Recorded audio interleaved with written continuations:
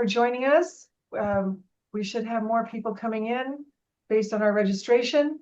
So I apologize to our presenters that there might be some people that ask questions that you've already answered, but we really appreciate that Pōhakuloa training area is able to be our speakers today and to take us beyond what people might think happens there and truly educate us. So with that, I'm going to turn it over to Commander Alvarado. Sir. Awesome. Thanks, Mary. Hey, team. Good to see you guys again. Aloha. So a little bit different kind of mode to kind of get to know our folks here at PTA. I know most of you, if not all of you, have been here once, maybe twice or more.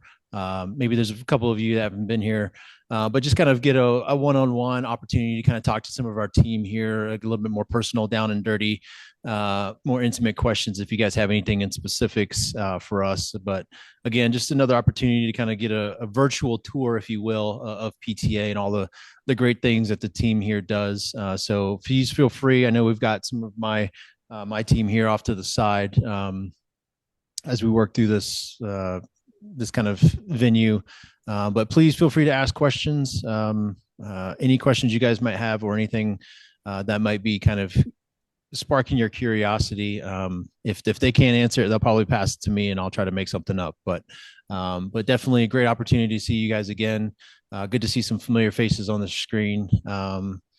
But yeah, absolutely. Please take this opportunity. They're going to kind of go over some general overview of their sections and what they do, kind of their priorities and things like that. So if anything kind of sparks your interest, please feel free to hit them up. So look forward to it.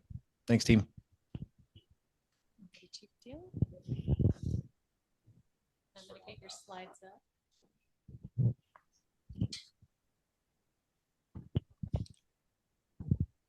All right, aloha. Aloha. What building are you in? We're in the USO. Oh, you are? Okay, it looks really different. I guess they have you looking somewhat at the ceiling up there. So it's okay. Thank you. And just a second here. She's getting the slides up for you guys.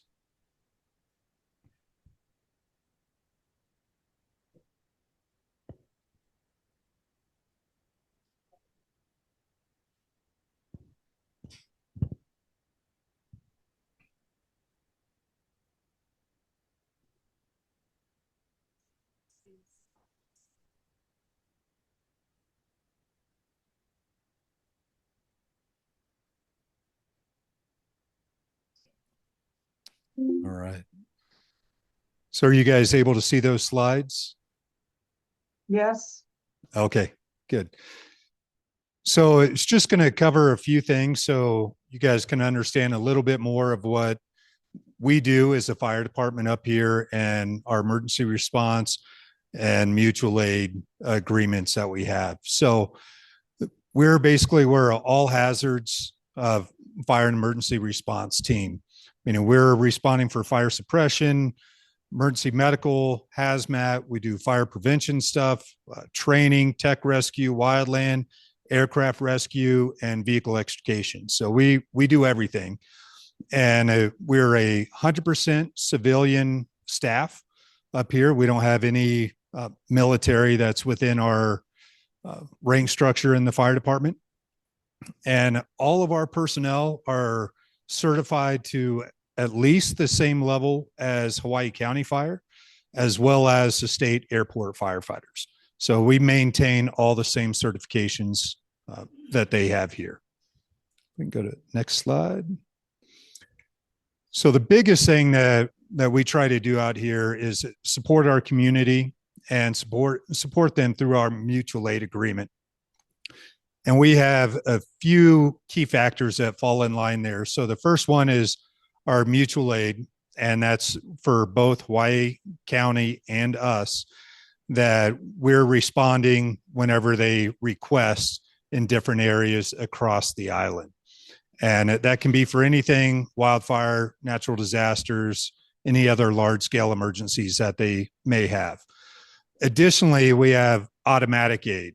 So that means that we are getting automatically dispatched without a request from anybody else in the county. So be on DKI between mile marker 17 and 47.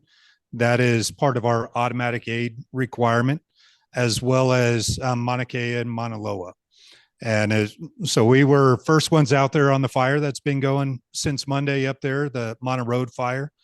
And our team's been out there with Hawaii County and state resources as well. Additionally, one of the good things about this mutual aid agreement is it's reciprocal.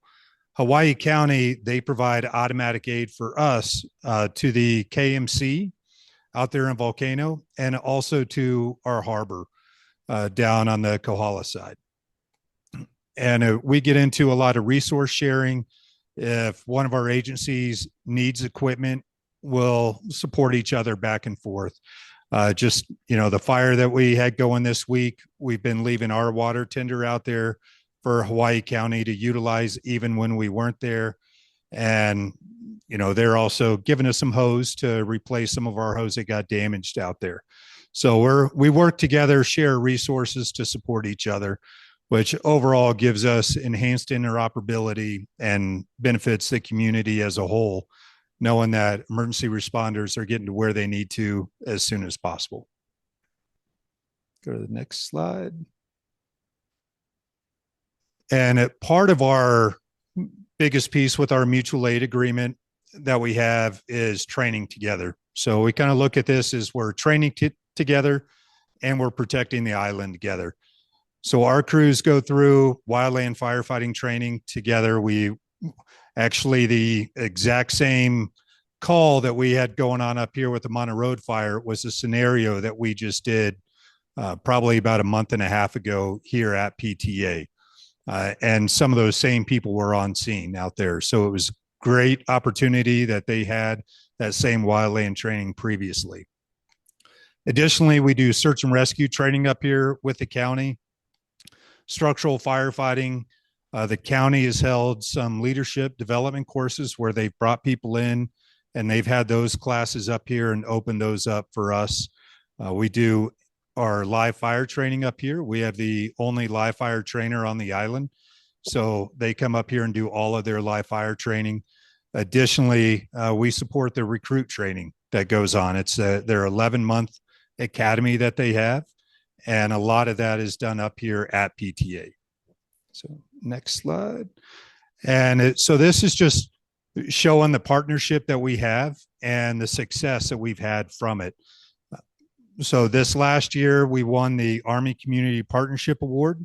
That was with Hawaii County and PTA. So Chief Todd and the commander went and received that award at the Pentagon back in May, I believe it was. And then we also won the best small fire department in the Army and fire chief of the year for the Army. But those are all based off of the partnership that we have with Hawaii County and the benefits that we're both able to receive from that. So that was all that I had for you guys, kind of a quick down and dirty on what we do and our goals in supporting the community out here. So if there's any questions that you guys have for me. Quick question. Was that across the whole Army, across the globe? Yes. Yes. Those awards were across all of Army. Congratulations. Thank you. Thank you. I'll just add that some of us attended a meeting yesterday with Senator Brian Schatz, and he called out the Pōhakuloa Mutual Aid Agreement as being a model to be followed, and acknowledged that while he was mainly speaking to people from the Big Island yesterday, he kind of scolded the rest of the state for not having something in writing. Why were we the only ones with something in writing? So I just hats off to everybody that put that in writing to begin with.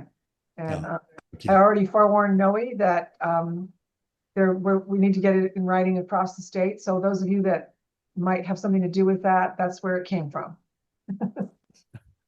Oh, absolutely. Thank you. All right. Is that it for me? All right. I will be followed by our police chief, Chief Lay. Aloha.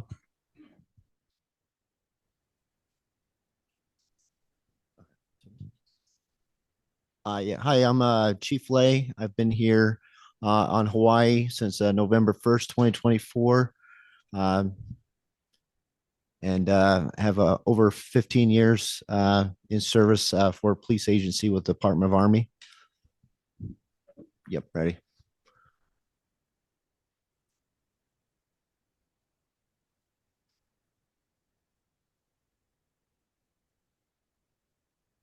Can you see the slides? That's ours.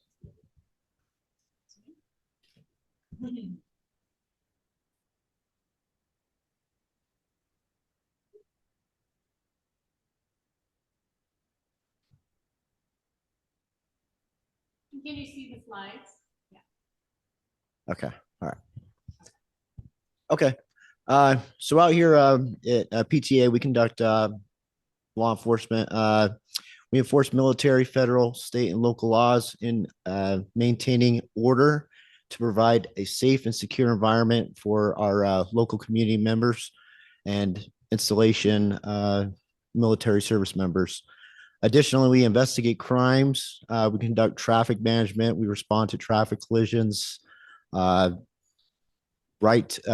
issue basic speeding infractions and traffic infractions, and we conduct the installation security to the and respond to emergencies as need be with the fire department. Additionally, we have mutual aid agreements with the local authorities. Some of the things that we respond to are we have the natural disasters, including tsunamis, volcanoes, anything of that nature that needs additional law enforcement support. For road blockages, we can support that. Large scale events. If local authorities need assistance on criminal investigations, we can participate and assist with that. We respond to major incidents, and we coordinate and do collaborative training with local HPD and support civilians. And we like to travel to those special events that are going on. Next slide. Some of the biggest questions that we get out here is what is the requirements for entering the installation? So I'm going to go over some of that with you guys. So first and foremost, we have a security that falls under the police branch, and they provide perimeter security for this installation. They protect federal property, buildings, and fence lines, and they're in charge of and monitor surveillance systems. If an individual has an interest to come on the installation, first and foremost, they have to have official business to be out here. If they do not have that, they at least must be military affiliated or federal affiliated. Some of the requirements, once approved to come on this installation, is that you may be selected for vehicle inspections, as we conduct searches for unauthorized items to ensure that none of the community is exposed to those items. Additionally, a requirement to come on the installation is going to be a criminal background check. These can be conducted through the requirements to access the real ID or driver's license. We conduct NCIC check on that. If it comes back clear and you have official business or you have a sponsor, you can come on the installation. A U.S. passport, local access badge, and a military ID for any of the following listed is also authorized. Next slide. And then finally, we have a conservation law enforcement program in which we manage. I have two sworn conservation officers that enforce military, federal, state, local laws. They enforce wildlife laws. They monitor and the hunting program, prevent poaching, and coordinate with a DLNR and DOFA for any further investigation on environmental crimes. We respond to animal concerns, protect natural and cultural resources, and protect endangered species located on this installation. And we conduct search and rescue response in conjunction with fire department. Additionally, we part of the management of the conservation law enforcement program is we monitor the iSportsman administrative functions, ensuring that the correct people are out here to hunt, and conduct background checks to allow them access to be able to participate in those events on the installation. Additionally, we provide the public with education on what we have to offer out here as far as the endangered species and plants that are located on the installation. Yes. As well as what's required for hunting on this at this location. Additionally, as mentioned before, we do joint collaboration and mutual aid with Diehl and Arandofa and Hawaii PD as well. And we do conduct public outreach programs as part of the conservation law enforcement program. And that's all I have for you as far as slides, pending any questions. Is your department, so I know you guys say you enforce military, federal, state, and local, I'm assuming county laws. Is your department federal or state or? Okay, so we have a all civilian police force here. So we are federal law enforcement officers. However, we do fall under the Department of Army. So we have military restrictions, if that makes sense. Okay, that makes sense. I was trying to figure out like enforce all. Got it. Gotcha. Okay. How big is your department? Or How group? big's the department? Yeah. Have about 21 sworn police officers and a at least six guard force.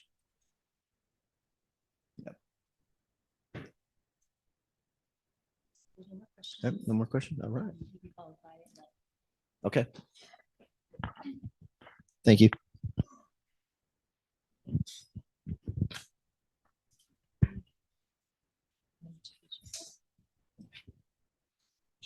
Good afternoon, everybody. Well, the slides are coming up. My name is Lena Schnell. I'm one of the natural resources managers here at Pōhakuloa Training Area, and I'm going to talk to you a little bit about our program. I am ready. I'm trying to figure out where the camera is. Okay, it's right there. Okay.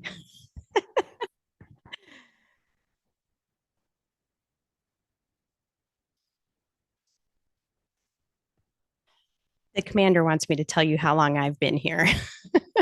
She's my oracle. She's been here for a while and she knows where everything is. So I've been working here at Pōhakuloa since 1995, which is just coming up on 30 years now. our most valuable resource. The commander said I'm the most valuable resource, which, you know, probably not, but thank you for the compliment. Yeah, so the Natural Resources Program is also staffed by civilians. We do have one Department of Army civilian. Her name is Tiana Lackey. She was supposed to give you the brief today, but she had a conflict, so she asked me to step in. So I am the Senior Program Manager. I work actually for Colorado State University under a cooperative agreement for the Army. And my team, so I have a team of biologists that primarily works on our threatened and endangered species program. We also manage the recreational hunting program, which Chief Lay kind of briefly touched on there for a little bit. And my team is about, we usually have about 30 people on staff, of the cooperator staff that are helping us to implement those conservation measures for those threatened and endangered species. So a little bit about Pōhakuloa Training Area. Most of you are probably familiar with us, but we are located right up in the central region between all the big volcanoes, Hualalai, Mauna Loa, Mauna Kea. And the installation it's pretty vast. It's about 132,000 acres. It does range in elevation from about 2,000 feet, kind of down on the west side, all the way up to about 9,000 feet on Mauna Loa. So we've got a lot of different ecosystems in that range.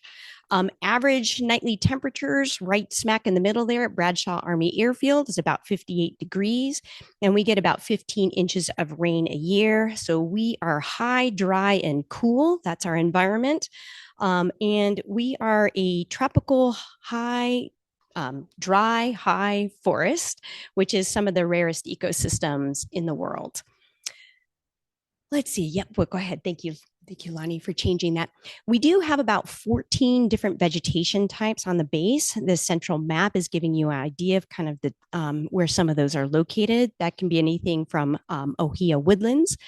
Surprisingly enough, we do have about 5% of the ohia forests on the island here at Pōhakuloa training area.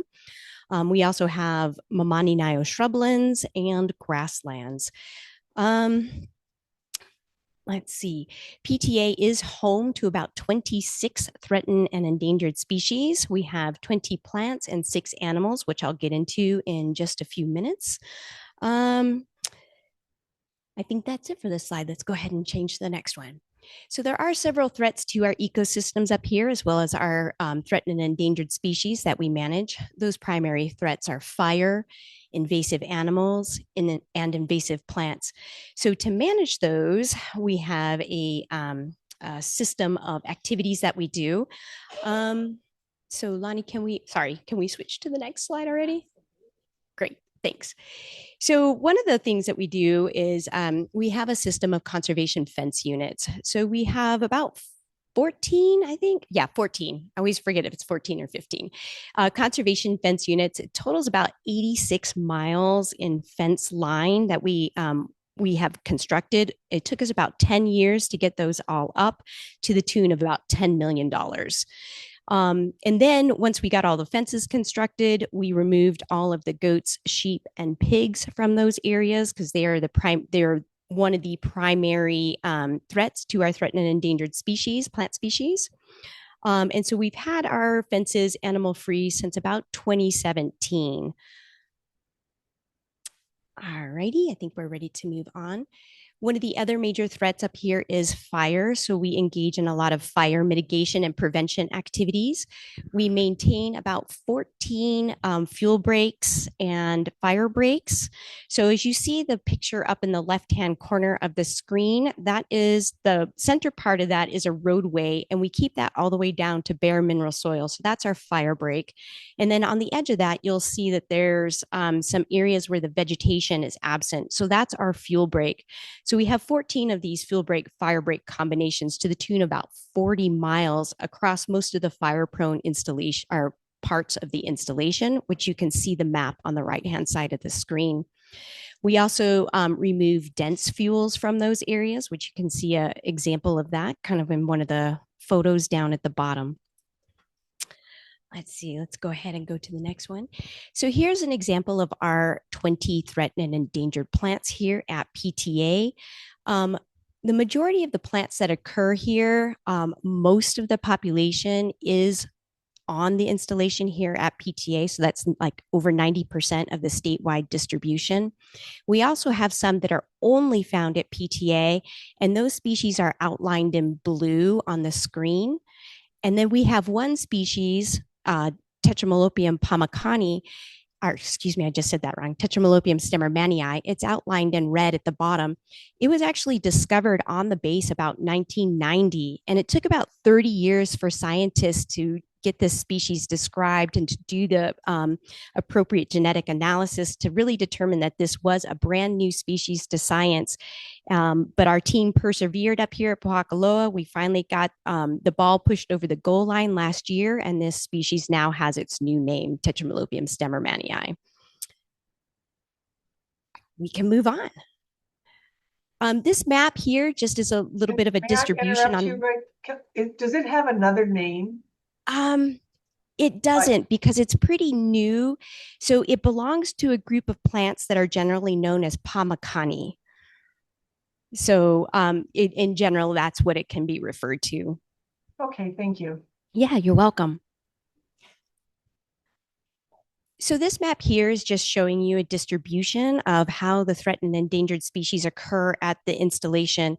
On the map, those light blue lines kind of underneath all those green dots, those are our fence units. And then the green and blue dots represent plant locations. So that is either one to many individuals. So you can see they're spread out pretty well all throughout those conservation fence units. Go ahead. We also have 6 animals that we manage for on base. Oh, nope, excuse me, wrong slide. excuse me. We also, no, you're fine. Stay there. I just forgot we were going to talk about our genetic conservation program. So one of the things that we do to manage our threatened and endangered species is we go out to the wild populations and we monitor them because we need to know what's happening with the baseline population. And we report that back to the Army and to Fish and Wildlife Service on an annual basis. So we know if those baseline populations are decreasing, stable, or increasing. And then one of the things we do is we actually collect propagules. So whether that's seeds or cuttings from these plants, and we bring them back into our greenhouse and we propagate them. And then we can go out and start either new populations at PTA, or we can share plants or seeds with other conservation organizations for them to grow the seeds and put these plants back into their former ranges on our partners' lands, like with DLNR, or we've also worked with the Waikoloa Dry Forest Initiative to get the plants back onto some other landscapes. We also store these seeds here at PTA just in case there's any sort of catastrophic event that may impact a significant portion of any of these plants' distributions. So we collect these seeds, we dry them down to about 10% moisture, we put them into these little sealed packets, and then we get them into the refrigerator or the freezer, depending on what's best for those seeds, and we maintain those for about 10 years at a time. And then we ensure that we try to ensure that we collect a good genetic representation in case there is something that happens to most of these wild plants. We can have a nice, healthy, we can take a lot of these different seeds and get a nice, healthy, genetically balanced population back onto the landscape. Thank you, Lonnie. And we also do manage 4 or 6 endangered species, or endangered animals. Many of you are familiar with the Hawaiian goose, which is up in the left-hand corner there. We have recently discovered Manduka blackburnii, which is the blackburn sphinx moth, recently on PTA. And so that is kind of one of the center top picture there, that caterpillar that looks like a tomato hornworm, if any of you are gardeners out there. And which is really interesting because they do feed on plants in the tomato family. And what you actually see that endangered caterpillar feeding on is one of our most critically rare endangered plants, Solanum incompletum, which belongs in the tomato family. So we run into some interesting challenges up here where we have endangered species eating other endangered species. Fortunately, the damage to this plant was very healthy, and the caterpillar wasn't really denuding it or anything. So we just let nature take its course, and everything worked out for the best for both species. Up on the right-hand side of the screen there, we have Bandrump storm petrel, which is a small pelagic seabird that we found the very first nesting colony here at the first confirmed nesting colony in the state back in 2015. Down on the left-hand side of the screen, we have Hawaiian hoary bat. Center part of the screen is the Hawaiian petrel. We don't have a breeding colony on base of the Hawaiian petrel, but we do know they use the airspaces above the installation to transit from the ocean up to their breeding colonies in the national park. And then lastly, we have Hylaeus anthracynus, which is a yellow-faced Hawaiian bee, and that's down on the right-hand corner there. We've been really interested with this particular species. We've only found it one time back in 2004, and we've never found it again, but we're continuing to monitor and be vigilant for that species. So some of the things that we do, I've mentioned a little bit, but we monitor also for our endangered animals. It's a little more challenging with the animals than it is the plants because they move around. A lot of our animals are busy at night. So we do a lot of passive monitoring, either with acoustic recorders where we're recording their calls. We have to do that for both the seabirds and the bats.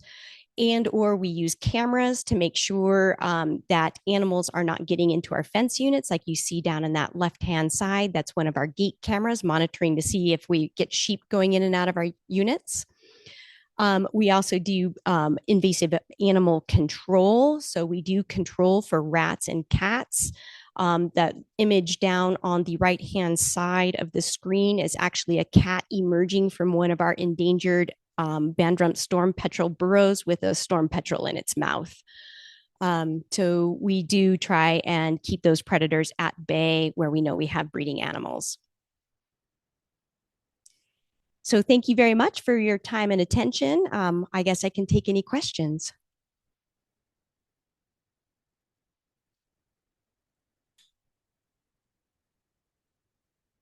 Oh, great. I covered it all. No. I missed it in my notes here. When did you start working on the identification of the plant that you just told us about? The one that we just recently named? Yes. Yeah, so it was really discovered back in 1990, and there was some on and off. I thought maybe I misunderstood. Okay. Yeah, took about 30 Took years. 30 years. Yep. Okay. A little over 35 years for it to get its name. Yep. Thank you. Sometimes things move slowly.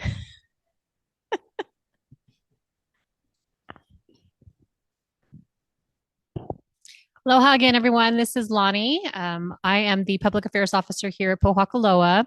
Unfortunately, we had an unforeseen circumstance where Lyle Auld, the archaeologist for our Cultural Resources program, could not attend this Zoom session. And instead of me trying to go over everything, we really want to make sure you have enough time to be able to answer proper questions and speak with Lyle and that fantastic program. So we're going to hopefully push it to the next Zoom call that we have just like this, and then other staff sections that we'd love to introduce you to, like our Department of Public Works Directorate, et cetera. So I'm going to bring everyone back around in case there's any other questions that you might have. Also, we'll do some closing remarks. Sir, do you want to close? Yeah. Hey, team again. I know you guys have kind of heard some of these things, but kind of the reiteration of a lot of the stuff that you guys, many have seen firsthand here. I know you guys have, most of you have visited the greenhouse. You've gotten some briefings from the fire department and our police here, but it's kind of the iterative process here. Really, again, just kind of seeing the personalities behind the scenes of the fantastic things that this crew does on a day in, day out basis. I kind of joked with Lena that she's one of our most valuable resources, but in fact they are. So our people are our most valuable resources, because without them, none of the stuff that you guys saw today would be practical. Even all the work that the team is doing out currently supporting the county with the fire out at Mauna Kea, that requires people to be able to do a lot of those activities. I know, I think this is probably the first time you heard from our police, but again, a lot of those partnerships that are out there with our conservation law enforcement officers in conjunction with DoCare and DOFA, just to see the interrelation of things here on the island as we have these conversations here in the community, to see that significance. You guys have heard me ad nauseum kind of talk about these things, but they are important. In fact, in a couple of minutes, I've got a meeting with some of the folks from Office of Secretary of Defense, trying to get some more collaboration beyond what we already have. Talking with our University of Hawaii partners, the Natural Resources and Environmental section. So again, kind of compounding the things that Lena kind of focused on outside of the base, to really get after some of those environmental considerations that really are about readiness, but it's really the indirectness of the things that we need as an installation to be able to support the community and all the things that are correlated in these systems and environmental ecosystems that are around us. So that'll be a great opportunity. I know we'll continue to have the conversation with Chief Todd and the county fire folks like as well. He's also going to be at that meeting. But again, just to highlight a lot of those interconnective tissues and the importance of things. A lot of the questions that we always get when we talk about natural resources is, why is the military doing things like natural resources and conservation? One, I mean, there's statutes that we have to abide by, but when we look at the ecology and the ecosystem around us, it's important to be a part of that system and taking care of the system. When we look at watersheds, when we look at the down trace of agriculture, when we look at everything else that surrounds us, it's important because we have a role in that function, and we have a role in that function to maintain it. So again, well, I appreciate these guys. I hope you guys appreciated today's quick soundbite rehash, but I will open it up for any other questions for the team behind me. Please ask them questions, ask them what their favorite thing is. I know Chief Diehl and Chief Lay are some of our newer chiefs here, but ask them personal questions. Like that's the kind of benefit of this, is to talk story with these guys, get to know them, get to know their personal lives or whatever. So I'll hand it off if you guys have any questions for Chief Lay, Chief Diehl, or Miss Lena here.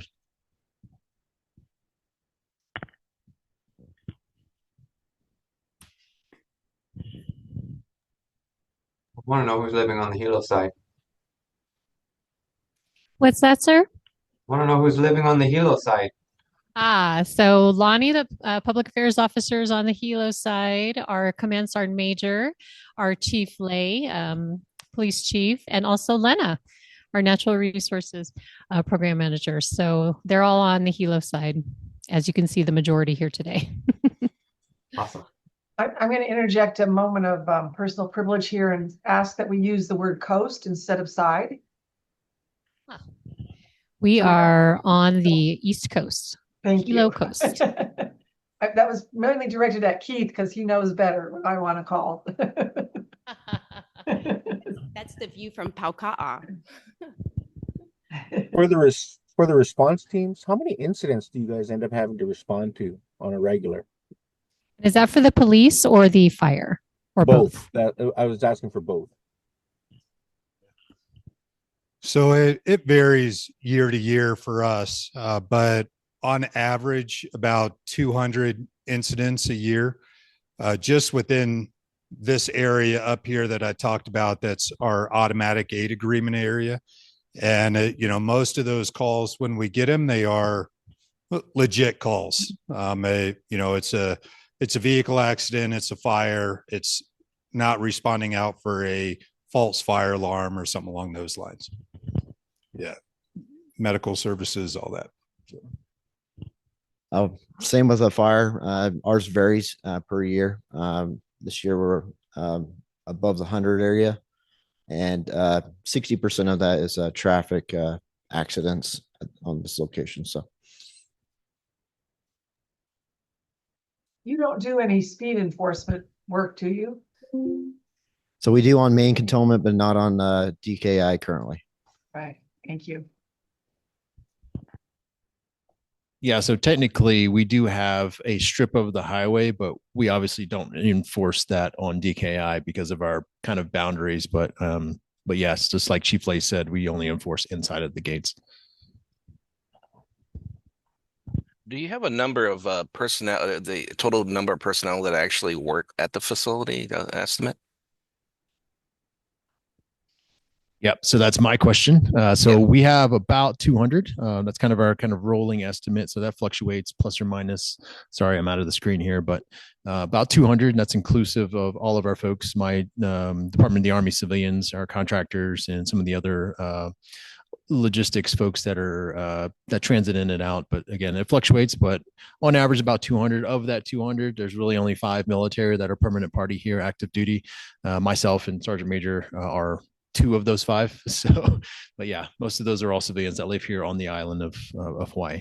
And how many personnel do you end up training or come up through there for training on military? So that fluctuates, tens of thousands every year. I mean, Again, it all depends. Right now, as we are transitioning from COVID, I know it's been a couple of years since COVID, but the training cycles are now kind of right sizing back to where they were.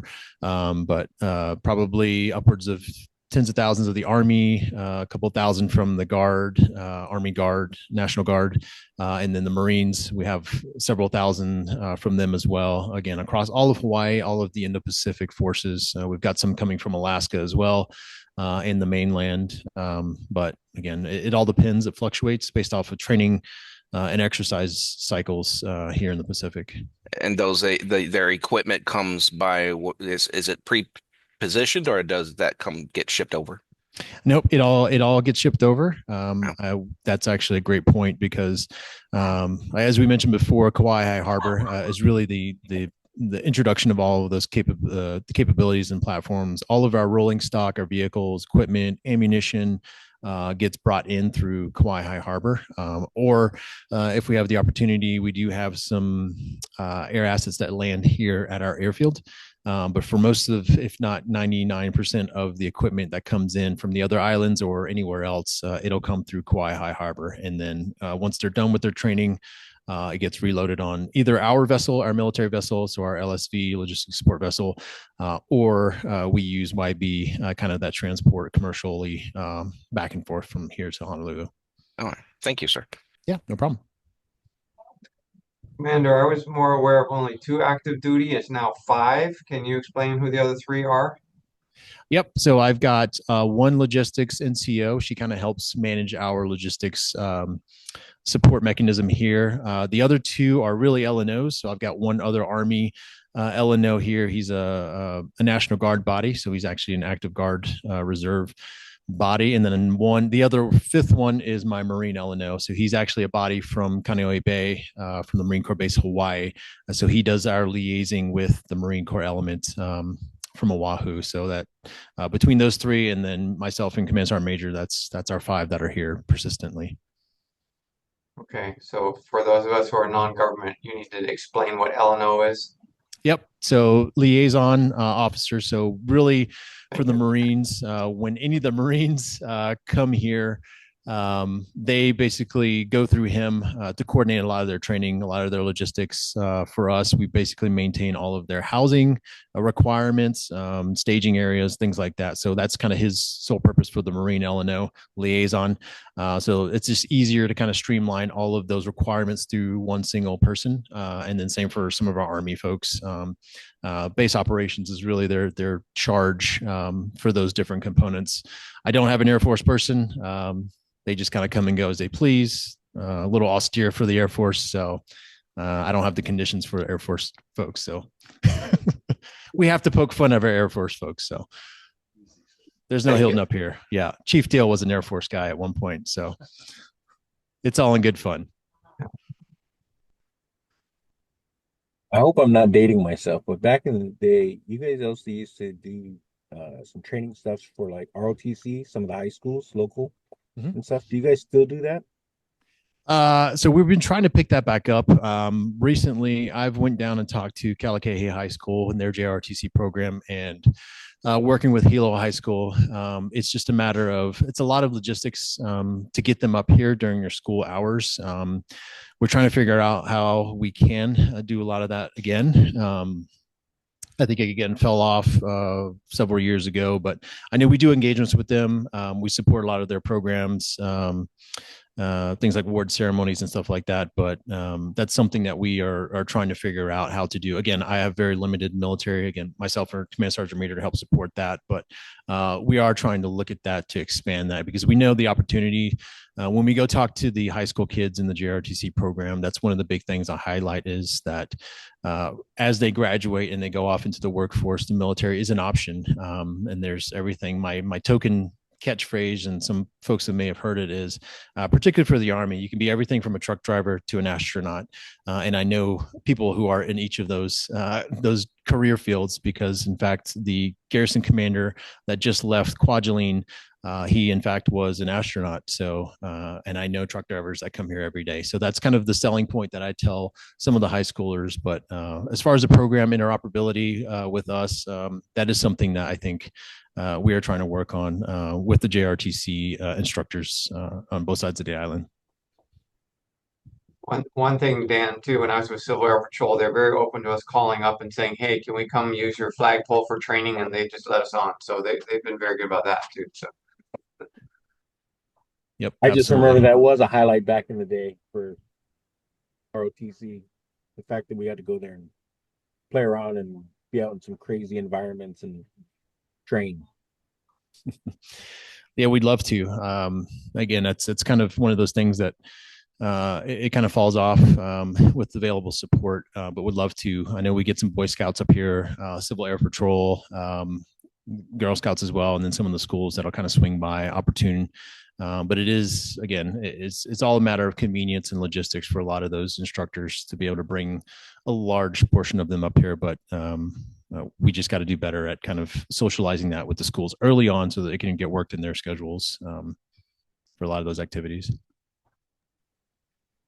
Commander, can you kind of give us a update? I mean, I may be the only one that doesn't know, but what's the current status on the lease renewal? I know you had the Secretary of the Army, I believe, up there a while, but what's the current status? Yeah, so as of last week, we just published the record of decision. So what that means is basically that's kind of the Army's statement to say this is what the Army is looking to retain based off of some of the options that were written in the environmental impact statement. So as of last week, the way forward now is we're basically waiting on the state about 30 days to come back. And then initially, once the publishing of the ROD record of decision gets published, we will go into essentially that negotiation period. So as we went backwards in time from when the BLNR essentially rejected the EIS, that was essentially just eliminating any further state lease options. However, we are now going into kind of more of the national realm, the NEPA guidelines for those types of negotiations direct with the state. So as we look at that moving forward, hence why the Secretary of the Army had the conversation with the governor several weeks ago. We are now looking at that again, some of those negotiation options to be able to have that conversation with the governor and the DLNR team, if that makes sense.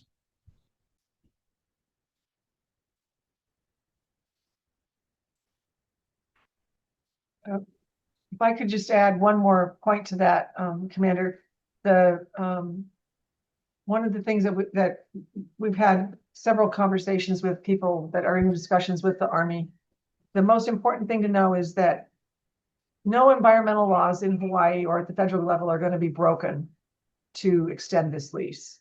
And that's, I'm just going to quote that the NEPA and the EIS, those documents have to be accepted by the bodies that govern them before anything can be finished.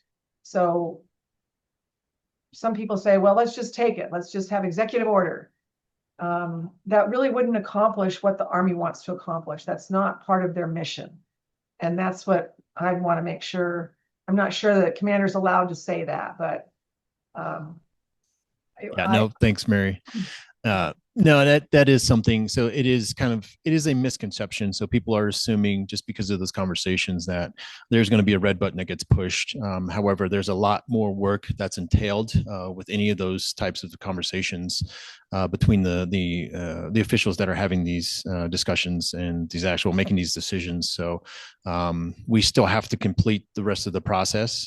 There's still more, even though the ROD's been published, we still have more to do. There's a lot of real estate folks on the line here, understanding the real estate actions that have to comply with a lot of these further actions, whatever it may be. But yeah, nothing that we're circumventing. We still have to go through the procedural aspects of a lot of these things. It takes time. We're just trying to make it as most timely, efficient as possible when we're actually having these conversations.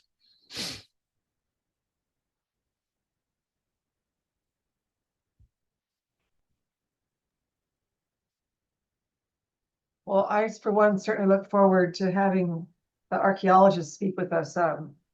We could maybe even slate that for our next MAC meeting. Does that make sense for everybody? Okay. Maybe we'll do a walking tour and you guys can